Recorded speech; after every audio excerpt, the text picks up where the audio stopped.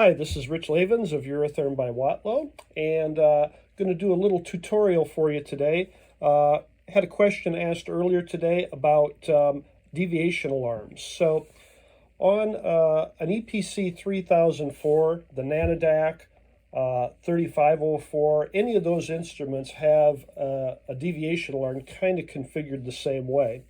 So in this case, my customer wanted to connect the deviation alarm up here to output 3A, 3B, and 3C.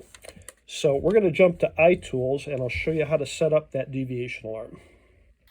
Okay, so here we are at my PC. I'm going to go into my applications. I'm going to find Eurotherm iTools folder, and I'm going to select iTools Engineering Studio and open that up. And there we are.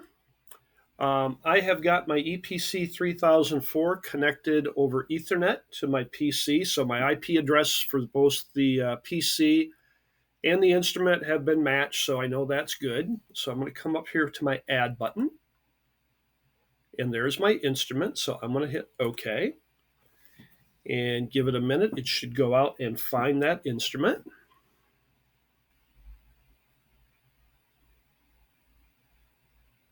Now up here, you can see that, well, for that split second, there were two little arrows. That means the instrument and the PC are synchronizing. You can't do anything until they're done synchronizing, and eventually you'll get this little blue cube representing the instrument. So I'm good to go here. So the next thing is I'm going to open or click on this graphical wiring editor. So it'll open up the function blocks that I have set up in my controller. So right now, it's a very basic setup. I've got a thermocouple going to a loop block. To add an alarm, first of all, we're going to come up to this access button. So the access button is the equivalent of putting the instrument into configuration. So just a quick note, when I click on that, when I go into configuration or access mode, the controller's outputs will be disabled as a safety. So if you're controlling the process and you decide to go in and use iTools or log in through the instrument keypad to that configuration mode, the controller is going to stop controlling the process. So just a heads up. So we're going to click this.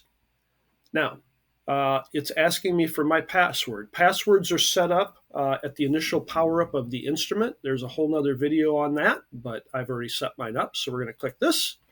And I'm going to enter my password.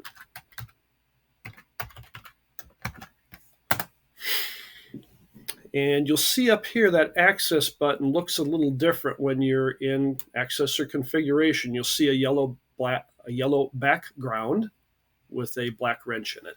So to add an alarm, I'm going to come down here, and you'll see on the right or left-hand side, there's a bunch of folders. I can expand this and grab an alarm, or I can just drag an alarm in and it grabs the next available one.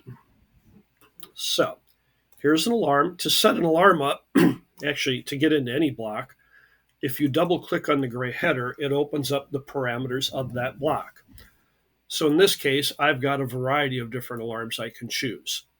I'm going to show you an absolute high first.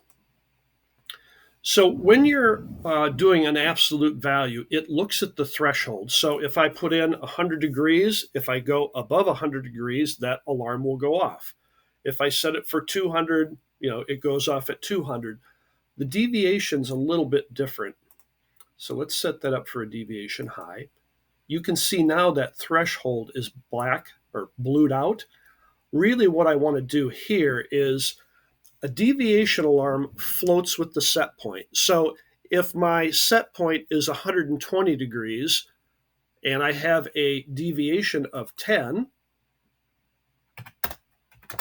now whatever the alarm will go off whenever I'm 10 degrees above my set point. So again, if I'm at 120 and I hit 130, now my alarm goes off. If I'm at 200 degrees, well, at 210, my alarm goes off. So the deviation alarms float with the set point.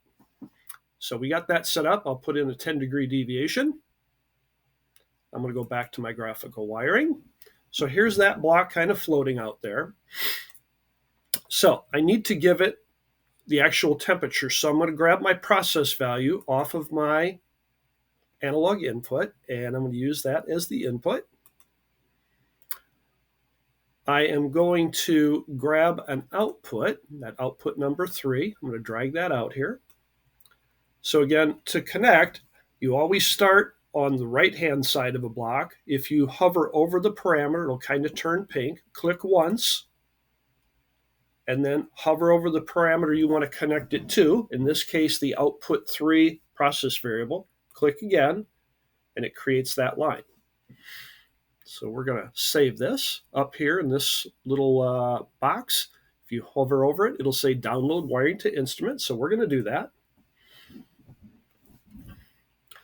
This is as far as my prior customer had gotten. So he's got a process value going in here, and he's got it connected.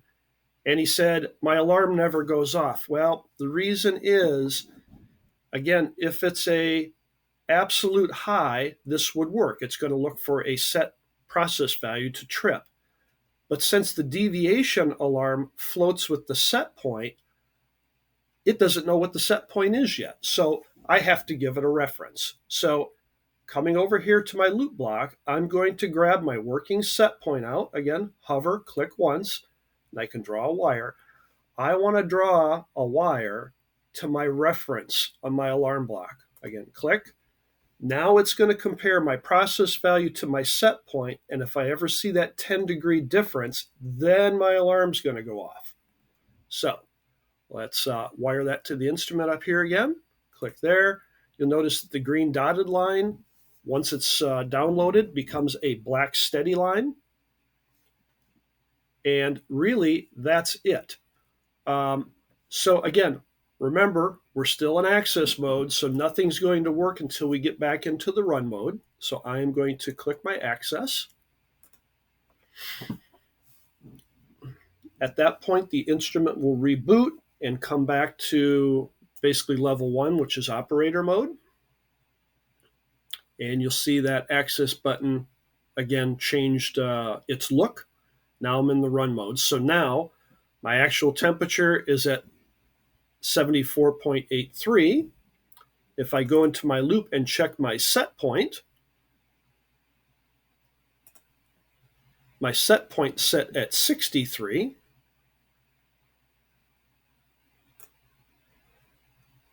And if I want to look at my output status, I can grab a monitor block and drag it out here. And you'll see, because my set point's 63 and I'm more than 10 degrees off with my actual process value, this output is now on.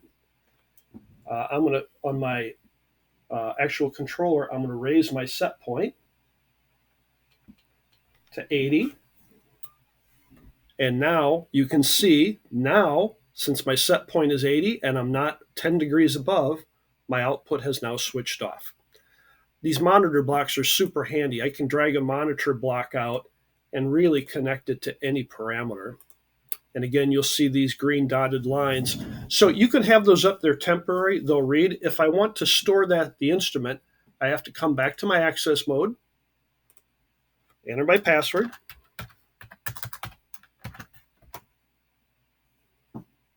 I'm in access mode, and then wire it. So I'm going to download the wiring to the instrument.